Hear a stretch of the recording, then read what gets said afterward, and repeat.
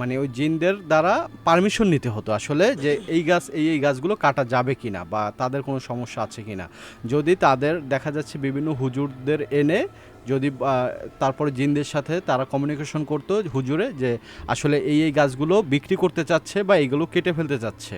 এরপরে যখন ওই জিনটাকে দেখা যায়, ওই জিনটা ছিল একটু শারীরিক প্রতিবন্ধী, মানে তার পাটা ছিল বাঁকা এবং পাটা ছিল যখন সে হাঁটতো খুঁড়িয়ে খুঁড়িয়ে হাঁটতো। তো ওই জিনটা হচ্ছে প্রায় এরকমের মানুষের রূপ ধরে বা কারো রূপ ধরে এরকম আসতো, কিন্তু ওইটা তখনই বুঝতে পারতো যদি কেউ খেয়াল করতো যে না এই জিনটা মানে এই মানুষটা পা বাঁকিয়ে হাঁটতেছে বা খুঁড়িয়ে হাঁটতেছে।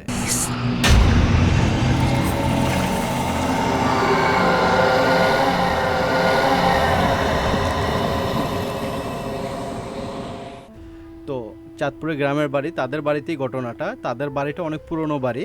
তো অনেক তাদের বাড়িটা আমি খুব সংক্ষেপ করেই বলি এটা, শিওর। যে পুরনো বাড়ি ছিল, অনেক গাছ ছিল তাদের বাড়িতে, অনেক গাছগাছালি ছিল। তো তাদের বাড়িতে হচ্ছে যে জিন থাকতো। তো তাদের বাড়িতে মানে ওই গাছে বা তাদের বাড়িতে জিনের বসবাস ছিল।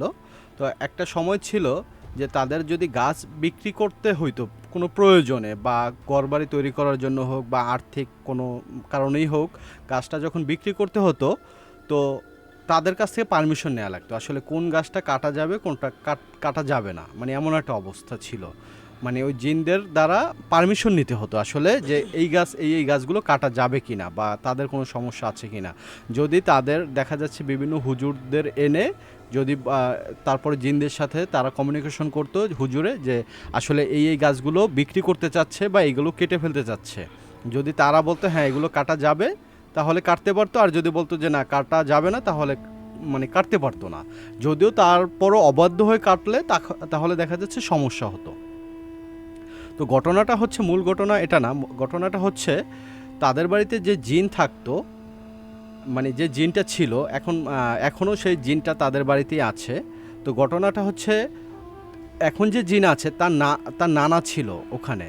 তো এই যে তার নাতিকে রেখে গিয়েছে এখানে, যে তার নানা কোথায় যাওয়ার জন্য বলছে যে আমি যতদিন না ফিরে আসব ততদিন তুমি আমার এই বাড়িতে থাকবে, তুমি কোথাও যাবে না।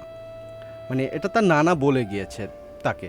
কিন্তু তার নানা এখনও পর্যন্ত আর ফিরে আসে না। সেটা অনেক বছর আগের কথা। তাদের জিনদের তো জানেন যে ওদের বয়স বা ওদের এটা একটু অন্য রকমের হয়, আমাদের মতো স্বাভাবিক এরকমেরটা না। তো এরপরে যখন ওই জিনটাকে দেখা যায়, ওই জিনটা ছিল একটু শারীরিক প্রতিবন্ধী, মানে তার পাটা ছিল বাঁকা এবং পাটা ছিল যখন সে হাঁটতো খুঁড়িয়ে খুঁড়িয়ে হাঁটতো। তো ওই জিনটা কি হতো অনেক সময় মাঝে মাঝে রাতে মানুষের রূপ ধরে মানুষের কাছে আসতো। কিন্তু দেখা যাচ্ছে যেমন এমন একটা মানুষ আসতো, যেমন আমার কলিগের বাবার সাথে একটা ঘটছে।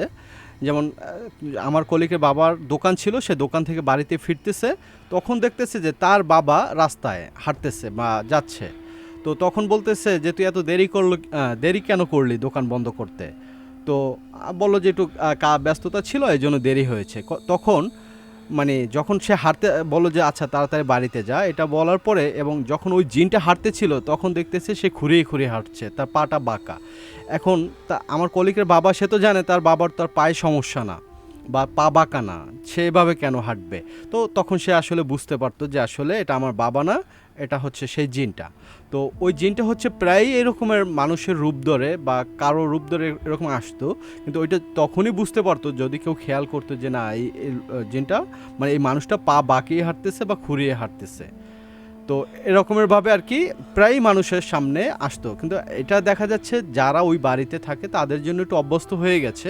কিন্তু নতুন যদি কেউ আসে বা এই গল্পটা শোনার পরে যদি কেউ ওখানে যায় বা এরকমের দেখে তখন হয়তো বা তার কাছে এটা অন্য রকমের মনে হবে। তো লাস্ট যখন তাদের বাড়িতে মানে এখন তো অনেক ঘর বাড়ি উঠে গেছে বা অনেক পরিবর্তন করে ফেলছে তারা। জি। তো এখন হচ্ছে লাস্ট দুইটা গাছ মানে এখনও অবশিষ্ট আছে, যে দুইটা সে কখনো কাটতে পারবে না। একদম তাকে বলে দিয়েছে এই দুইটা কাটা যাবে না, আর প্লাস সে এখান থেকে যাবে না, কারণ সে তার নানাকে কথা দিয়েছে সে যতদিন না ফিরে আসবে সে এই বাড়ি থেকে কোনোভাবেই সে যাবে না। আচ্ছা। তো সব কিছু গাছ কাটার হোক বা ঘর বাড়ি তোলা হোক, একটা সাইডে দুইটা গাছ রেখে দেওয়া হয়েছে যে এই গাছ দুইটা তোমরা কখনো কাটতে পারবে না বা এখানে কোনো ঘর বাড়িও তুলতে পারবে না, এই গাছ দুইটা এভাবেই থাকবে। তো আজও পর্যন্ত সে গাছ দুইটা সেখানে সেভাবেই আছে, যাতে ওই গাছ দুটো এখনও কাটা হয়নি, ওভাবেই আছে। তো এটাই এটাই হচ্ছে শেষ আমার ঘটনা। শেষ ঘটনা।